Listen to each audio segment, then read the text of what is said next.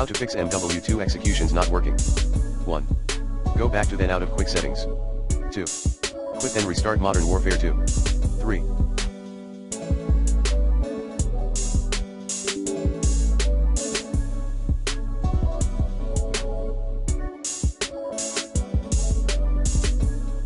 Disable your firewall and antivirus or ensure your security software allow both Battle.net and COD.exe through its settings.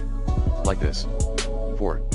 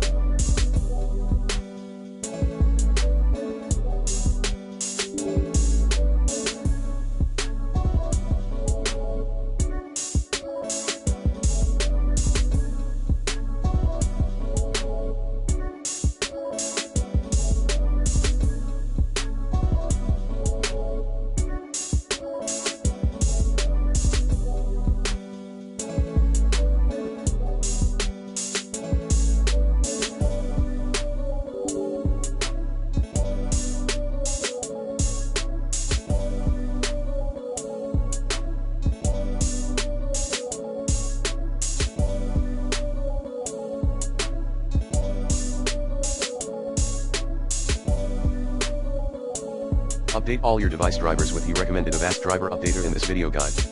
5. Contact Activision team for more help.